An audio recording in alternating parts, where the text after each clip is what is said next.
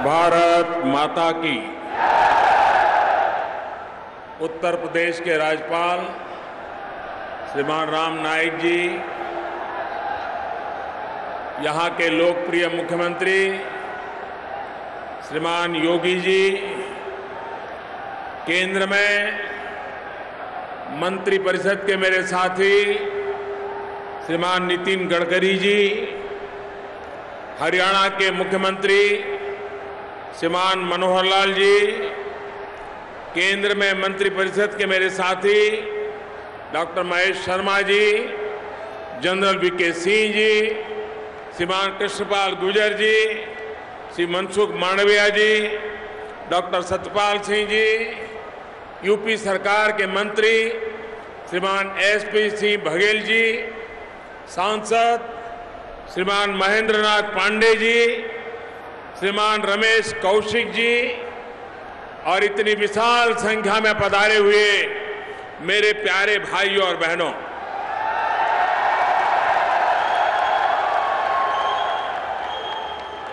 चार वर्ष पहले आपने अपार समर्थन के साथ मुझे पूरे देश की सेवा करने का अवसर दिया।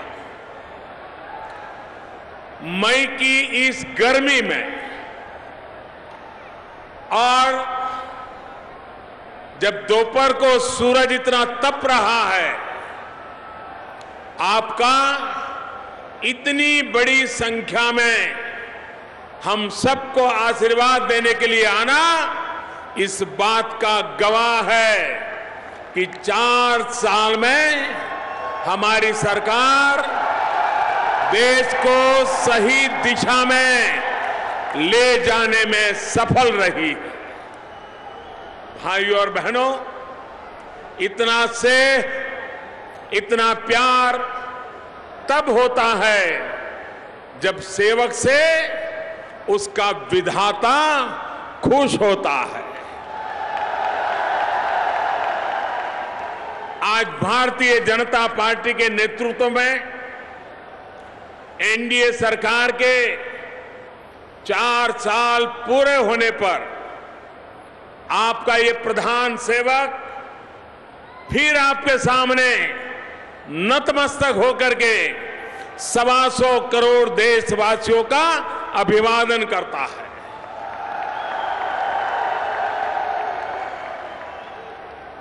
साथियों, आज बागपत, पश्चिम उत्तर प्रदेश और दिल्ली एनसीआर वालों के लिए एक बहुत बड़ा दिवस है। 2 बड़ी सड़क परियोजनाओं का आज लोकार्पण किया गया है। एक दिल्ली मेरठ एक्सप्रेसवे का पहला चरण और दूसरा eastern periphery expressway. Eastern periphery expressway पर 11,000 करोड़ रुपए का खर्च किए गए हैं, जबकि दिल्ली मेरठ एक्सप्रेसवे के अभी के हिस्से पर लगभग 850 करोड़ रुपए खर्च किए गए हैं। ये पूरा प्रोजेक्ट लगभग 5,000 करोड़ रुपए का है। आज जब इस नई सड़क पर चलने का मुझे अवसर मिला तो अनुभव किया कि 14 लेन का सफर दिल्ली एनसीआर के लोगों के जीवन को कितना सुगम बनाने वाला है। कहीं कोई रुकावट नहीं, एक से एक आधुनिक टेक्निक का इस्तेमाल, कंक्रीट के साथ हरियाली का भी मेल। भाइयों और बहनों, सिर्फ 18 महीने में ये काम पूरा हुआ है। आज 14 लेन की 9 किलोमीटर सड़क का लोकार्पण हुआ है, लेकिन इस 9 किलोमीटर का भी कितना महत्व है। वो दिल्ली के पटपड़गंज, मयूर विहार, गाजियाबाद, इंद्रपुरम, वैशाली और नोएडा के लोगों को भली भांति पता है। साथियों, जिस रफ्तार से ये 9 किलोमीटर की सड़क बनी है, उसी रफ्तार से मेरठ तक इस पूरे एक्सप्रेसवे का काम करके जल्द ही दूसरे चरण को भी जनता के लिए समर्पित किया जाएगा। और जब ये पूरा हो जाएगा तो मेरठ से दिल्ली की दूरी सिर्फ 40-45 मिनट रह जाएगी। साथियों, दिल्ली एनसीआर में सिर्फ जाम की ही समस्या नहीं है, प्रदूषण की भी एक बहुत बड़ी समस्या है, जो साल दर साल और विकराल रूप लेती जा रही है। प्रदूषण की समस्या का एक कारण दिल्ली में आने जाने वाली गाड़ियां और लंबे ट्रैफिक जाम है। हमारी सरकार ने इस समस्या को गंभीरता से लेते हुए दिल्ली के चारों ओर एक्सप्रेसवे का एक घेरा बनाने का बीड़ा उठाया। ये 2 चरणों में बनाया जा रहा है। इसमें से एक चरण यानी ईस्टर्न पेरिफेरल एक्सप्रेसवे का भी थोड़ी देर पहले मुझे लोकार्पण करने का अवसर मिला।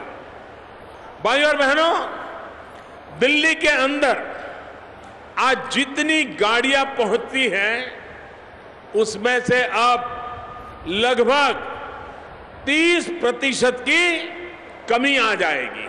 वो बाहर से बाहर निकल जाएगी। ना सिर्फ बड़ी गाड़ियां और ट्रक, बल्कि 50,000 से अधिक कारों को भी अब दिल्ली शहर के अंदर एंट्री करने की जरूरत नहीं पड़ेगी। ऐसी व्यवस्था इससे निर्माण हुई है।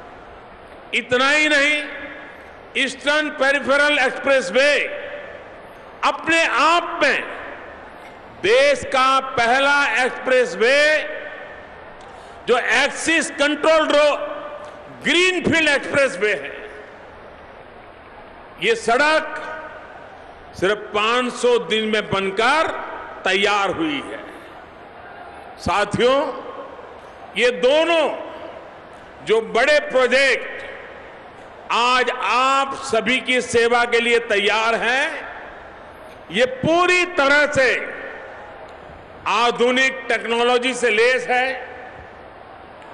बिजली की जरूरत भी यहां सोलर एनर्जी, सौर ऊर्जा से पूरी की जाएगी।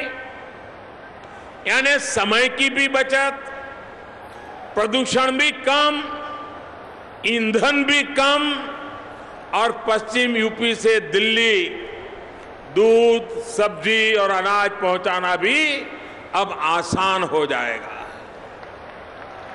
भाइयों और बहनों, 125 करोड़ देशवासियों का जीवन स्तर ऊपर उठाने में देश के आधुनिक इंफ्रास्ट्रक्चर की बहुत बड़ी महत्वपूर्ण भूमिका है। और यही सबका साथ, सबका विकास का रास्ता है। क्योंकि इंफ्रास्ट्रक्चर जात पात, पंथ संप्रदाय, ऊंच नीच, अमीर गरीब, ये किसी में भेदभाव नहीं करता है। इससे सबके लिए बराबरी के अवसर पैदा होते हैं। इसलिए हमारी सरकार ने highway, railway, airway, waterway, highway और बिजली से जुड़े इंफ्रास्ट्रक्चर पर सबसे अधिक ध्यान दिया है। साथियों, बीते 4 वर्षों में 3 लाख करोड़ से अधिक खर्च हमने 28,000 किलोमीटर से अधिक के नए हाईवे बनाने के लिए किया है। 4 वर्ष पहले तक जहां एक दिन में, और मैं चाहूंगा कि आप भी इस बात को ध्यान से सुने और मेरे देश के नागरिक भी सुने। 4 वर्ष पहले जहां एक दिन में सिर्फ 12 किलोमीटर हाईवे बनते थे, आज लगभग 27 किलोमीटर हाईवे एक दिन में बनते हैं। इस वर्ष के बजट में भारतमाला प्रोजेक्ट के तहत 5 लाख करोड़ रुपए का प्रावधान किया गया है। इसके तहत लगभग 35,000 किलोमीटर हाईवे का निर्माण हो रहा है। हाईवे ही नहीं, रेलवे में भी अभूतपूर्व काम हो रहा है। जहां रेलवे की कनेक्टिविटी नहीं थी, वहां तेजी से रेल नेटवर्क बिछाया जा रहा है। सिंगल लाइनों को डबल में बदलना, मीटर गेज को ब्रॉड गेज में बदलना, इस काम को तेज गति से हम कर रहे हैं। ट्रेनों की स्पीड भी बढ़ाई जा रही है। लगभग 5,500 मानव रहित क्रॉसिंग को बीते 4 वर्षों में हमने हटा दिया है। भाइयों बहनों,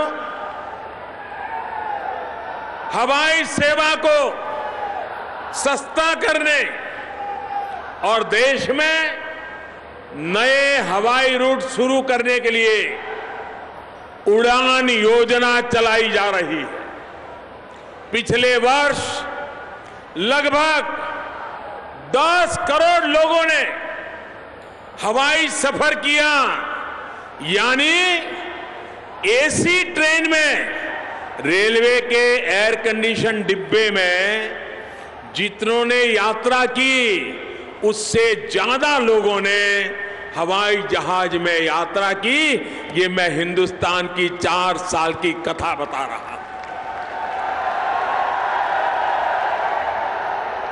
हवाई चप्पल पहनने वाला भी हवाई जहाज में जाए, ये सपना लेकर के काम कर रहे हैं। देश के जल शक्ति का भी पूरा इस्तेमाल करने पर जोर दिया जा रहा है। देश में 100 से ज्यादा नए वाटरवेज बनाए जा रहे हैं। यहां यूपी में ही गंगा जी में जहाज चलने लगे हैं। गंगा जी के माध्यम से यूपी सीधा सीधा समंदर से जुड़ने वाला है। जल्द ही मालवाहक जहाज यूपी में बड़ा सामान बड़े बड़े पोर्ट तक पहुंचाने के लिए सामर्थ्यवान हो जाएंगे। गंगा जी की तरह यमुना जी को लेकर भी एक के बाद एक नई योजनाएं बनाई जा रही हैं। साथियों, जहां जहां ट्रांसपोर्ट की ये सुविधाएं खड़ी की जा रही है, वहां वहां नए उद्योगों के अवसर भी तैयार किए जा रहे हैं। इसी सोच के साथ इस साल बजट में उत्तर प्रदेश में डिफेंस इंडस्ट्रियल कॉरिडोर के निर्माण का भी ऐलान किया गया है। इस कॉरिडोर का विस्तार आगरा, अलीगढ़, लखनऊ, कानपुर, झांसी और चित्रकूट तक ये विस्तार होगा। अकेले ये कॉरिडोर करीब करीब 2.5 लाख लोगों के लिए रोजगार के नए अवसर सृजित करेगा। साथियों,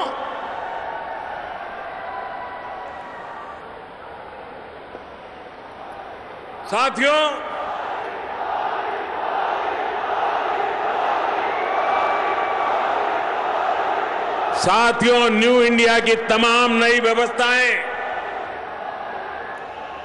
देश के युवाओं, मध्यम वर्ग की आशाओं, अपेक्षाओं के आधार पर खड़ी की जा रही है। देश के हर गांव को इंटरनेट से जोड़ने के लिए भारत नेट योजना के तहत काम तेज गति से आगे बढ़ रहा है। हमारी सरकार की रफ्तार का अंदाजा आप इसी से लगा सकते हैं कि कांग्रेस सरकार जहां अपने 4 साल में, ये भी जैसे मैंने आपको हाईवे निर्माण का आंकड़ा दिया था, ये भी आंकड़ा जरा नोट करने जैसा है। कांग्रेस की यूपीए सरकार अपने 4 साल में 59 पंचायतें, यानी करीब करीब 60 पंचायतों में ही ऑप्टिकल फाइबर से उसे जोड़ पाई थी। 59। वहीं हमने 1 लाख से अधिक पंचायतों को ऑप्टिकल फाइबर से जोड़ दिया है। कहां 4 साल में 60 से भी कम गांव और कहां 4 साल में 1 लाख गांव। काम कैसे होता है मेरा देश भली भांति से अनुभव कर रहा है।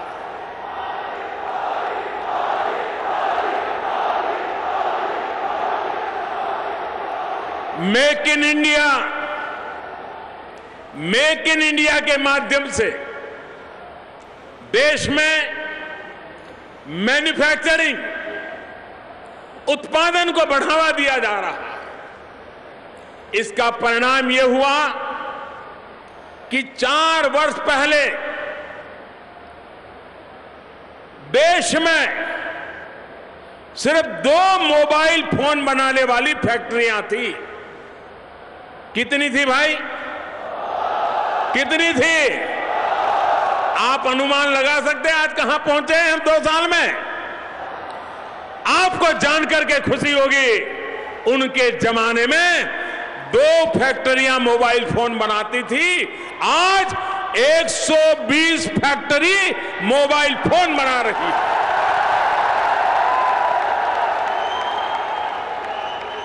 और उसमें तो कई तो यहां एनसीआर में ही हैं, जिनके अनेक युवाओं को भी रोजगार मिला है। कुछ तो शायद यहां मौजूद भी होंगे। साथियों, रोजगार निर्माण में सूक्ष्म, लघु एवं मध्यम उद्योग, जिन्हें हम एमएसएमई कहते हैं, उनका बहुत बड़ा योगदान है। खेती के बाद एमएसएमई सेक्टर में ही रोजगार के सबसे ज्यादा अवसर उपलब्ध होते हैं। और यूपी में तो करीब करीब 50 लाख छोटे छोटे लघु उद्योगों की जाल है। इन उद्योगों का और विस्तार हो, इसके लिए केंद्र और उत्तर प्रदेश सरकार मिलकर के काम कर रही है। केंद्र सरकार ने एमएसएमई सेक्टर को टैक्स में भी भारी छूट देकर रखी हुई है। उत्तर प्रदेश की बीजेपी सरकार ने एक बड़ा महत्वपूर्ण इनिशिएटिव योगी जी की सरकार ने लिया है। वन डिस्ट्रिक्ट वन प्रोडक्ट, ये योजना अपने आप में बहुत महत्वपूर्ण है। यूपी सरकार की इस योजना को केंद्र सरकार के skill India mission, stand up India, startup India mission और प्रधानमंत्री रोजगार प्रोत्साहन योजना के साथ हमने उसका सहयोग देने का एक पूरा रोड मैप बनाया है। साथियों, बेहतर बिजनेस और कारोबार तब होता है जब सुरक्षा व्यवस्था सही होती। यहां पश्चिम उत्तर प्रदेश में तो आप साक्षात गवाह है कि पहले क्या स्थिति थी, लेकिन अब योगी जी के नेतृत्व वाली सरकार में अपराधी खुद सरेंडर कर रहे हैं।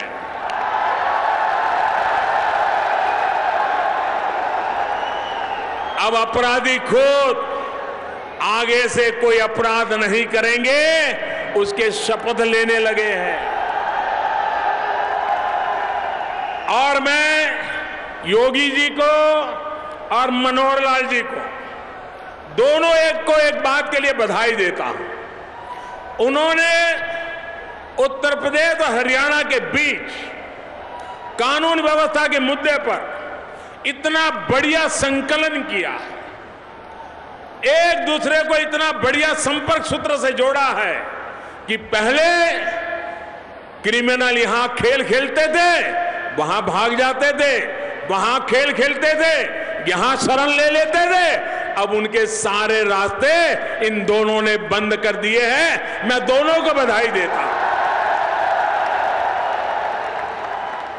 भाइयों बहनों, हम महिलाओं के सम्मान और सशक्तिकरण, इस बात को हम प्राथमिकता दे रहे हैं। स्वच्छ भारत अभियान के तहत बने देश में 7.5 करोड़ शौचालय हो या फिर उज्ज्वला योजना के तहत दिए गए 4 करोड़ गैस कनेक्शन हो, इन्होंने महिलाओं के जीवन को आसान बनाने की बहुत बड़ी सेवा की है।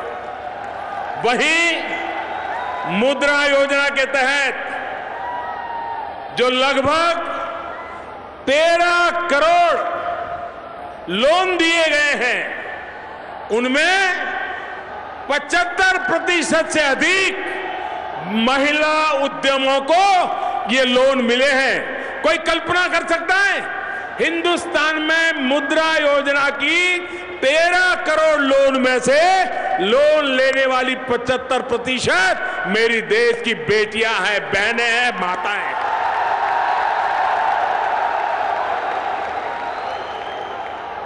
बीते 4 वर्ष में हमने बेटियों को सम्मान दिया और उन्हें और सशक्त बनाया।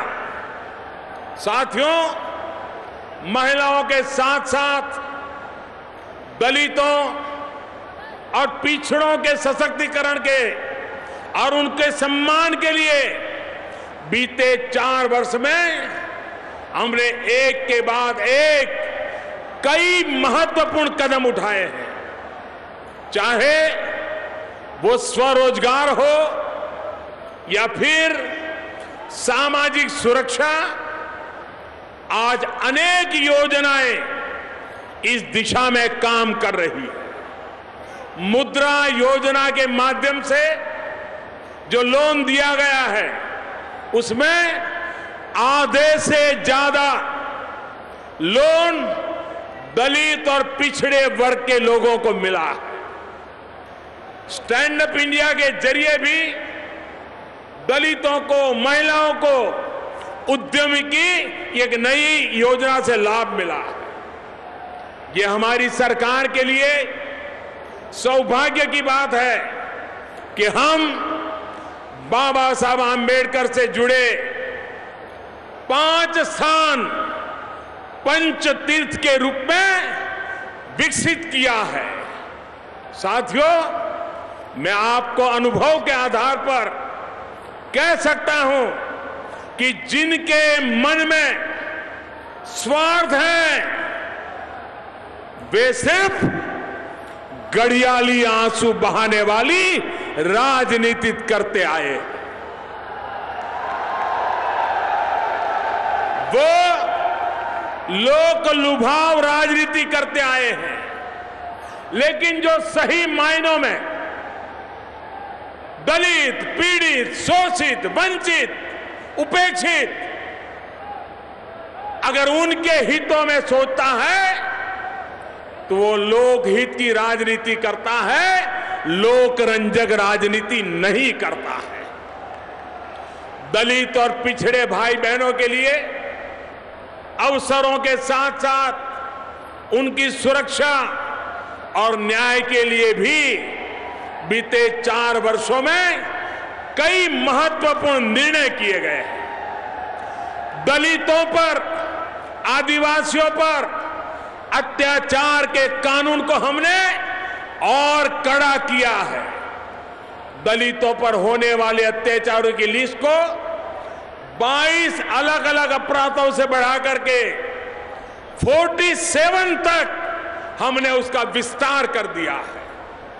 दलितों के अत्याचार से जुड़े मामलों की तेज सुनवाई के लिए स्पेशल कोर्ट्स का गठन किया जा रहा है।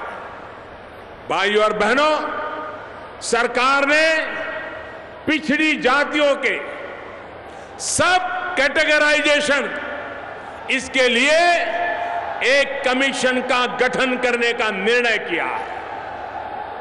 सरकार चाहती है कि ओबीसी समुदाय में जो अति पिछड़े हैं उन्हें सरकार और शिक्षण संस्थाओं में तय सीमा में रहते हुए आरक्षण का और अधिक फायदा प्राप्त हो, और इसलिए ओबीसी समुदाय में सब कैटेगरी बनाने के लिए हमने कमीशन का भी निर्माण किया है। साथियों, सरकार तो ओबीसी कमीशन को संवैधानिक दर्जा तक देना चाहती थी और ओबीसी समाज की ये मांग पिछले 20-25 साल से चल रही थी, लेकिन यूपीए में बैठी हुई सरकार को इसकी परवाह नहीं थी। हमने उसके लिए कानून लाया, पार्लियामेंट में ओबीसी कमीशन को संविधान अधिकार मिले, इसके लिए एक अहम कानून लाए, लेकिन कांग्रेस पार्टी के लोगों को ये गवारा नहीं था, उनके सहयोगी दलों का गवारा नहीं था, और इसलिए वो रोड़ा बन करके खड़े हो गए और उस कानून को अभी तक लटकाए बैठे हैं। लेकिन मैं ओबीसी समाज को विश्वास दिलाता हूं, जो कदम उठाया है उससे मोदी पूरा करके रहने वाला है।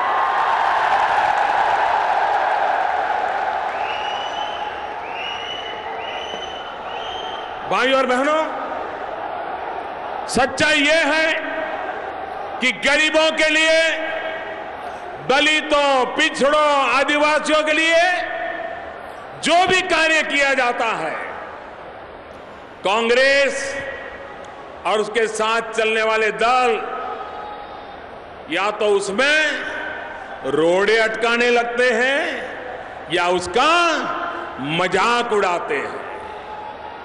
इन्हें देश का विकास भी मजाक लगता है। उन्हें स्वच्छ भारत के लिए किया गया काम मजाक लगता है। उन्हें गरीब महिला के लिए बनाया गया शौचालय मजाक लगता है। अब हमारी सरकार गरीब महिलाओं को मुफ्त में गैस कनेक्शन देती है तो भी ये उसका मजाक उड़ाते हैं। जब गरीब के लिए बैंक खाते खुलते हैं तो भी ये गरीब विरोधी मानसिकता वाले इसकी भी मजाक उड़ाते हैं। पीढ़ी दर पीढ़ी परिवार में सत्ता देखने के आदी ये लोग गरीब के लिए किए जा रहे हर काम को मजाक समझते हैं। कैबिनेट के दस्तावेज को फाड़कर फेंकने वाले लोग संसद में पास, सर्वसम्मति से पास कानून की इज्जत भी करना उचित नहीं मानते हैं। आज देश के लोग देख रहे हैं कि अपने सियासी फायदे के लिए ये लोग सुप्रीम कोर्ट के आदेश पर भी खुलेआम झूठ बोलने की हिम्मत करते हैं।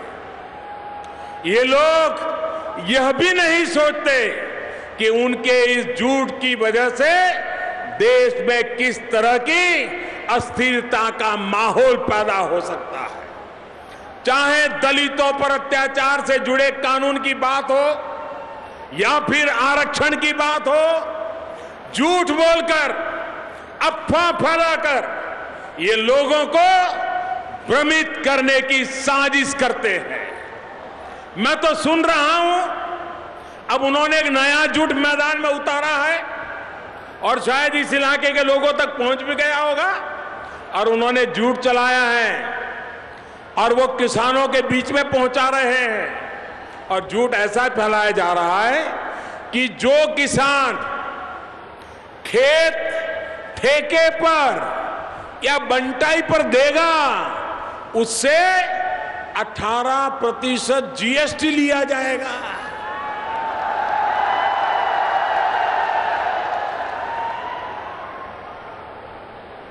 चुनाव में पराजय हुए लोग राजनीति करने की कुछ तो सीमा करिए। इतना झूठ मेरे देश के किसान को इस प्रकार से गुमराह कर रहे हो। आपको पता नहीं आप कितना बड़ा पाप कर रहे हो। मैं अपने किसान भाइयों से कहना चाहता हूं कि ऐसी किसी अफवाह पर ध्यान मत दीजिए, बल्कि जो अफवाह फैला रहे हैं उनके खिलाफ शिकायत करें। और मैं आपको वादा करता हूं, ऐसे झूठ खेल खेलने वालों को कानून का काम करके रहेगा।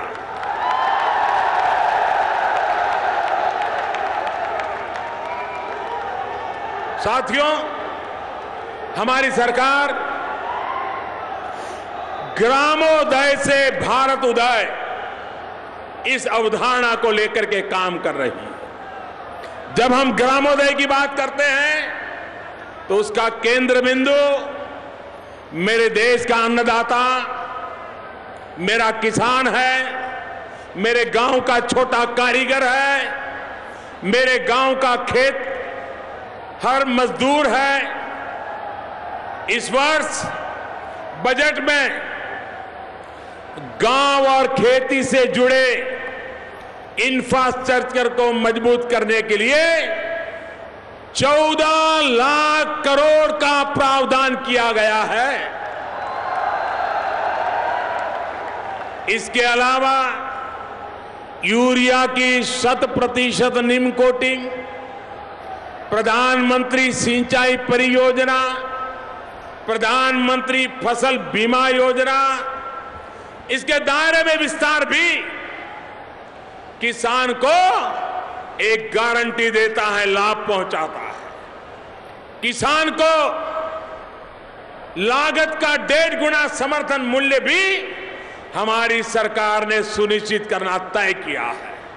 और मैं हमारे दोनों मुख्यमंत्रियों को बधाई देता हूं कि उन्होंने एमएसपी के नए नियमों के तहत किसानों से जितना माल खरीद सकते हैं खरीदने के लिए योजना बनाई है और भूतकाल के सारे रिकॉर्ड तोड़ दिए हैं। दोनों हमारे किसानों को समर्पित सरकारों को, दोनों मुख्यमंत्रियों को मैं बधाई देता हूं। खेत से निकलकर बाजार तक पहुंचने से पहले किसानों की उपज बर्बाद ना हो, इसके लिए 6,000 करोड़ रुपए के निवेश वाली प्रधानमंत्री किसान संपदा योजना पर काम किया जा रहा है। ये योजना पश्चिम यूपी के मेरे जो आलू पैदा करने वाले किसान हैं उनको सबसे ज्यादा मदद करने की ताकत रखती है। इस बजट में जिस ऑपरेशन ग्रीन्स का ऐलान किया गया है वो भी नई सप्लाई चेन व्यवस्था से जुड़ा हुआ है। ये फल, फूल और सब्जियां पैदा करने वाले यहां के किसानों के लिए बहुत ही उपयोगी साबित होगा। भाइयों और बहनों, ऑर्गेनिक खेती, मधुमक्खी पालन, सोलार फार्म, ऐसे तमाम आधुनिक विकल्पों को बढ़ावा दिया जा रहा है। खेती के इन सब सेक्टर्स में काम करने वाले किसानों को कर्ज मिलने में और आसानी हो, इस पर भी विस्तृत रूप से योजनाएं बनाई गई है। चलिए, आप बागपत से सुन रहे थे प्रधानमंत्री नरेंद्र मोदी को। यहाँ रुक रहे हैं कुछ देर के लिए, तुरंत हाजिर होते हैं।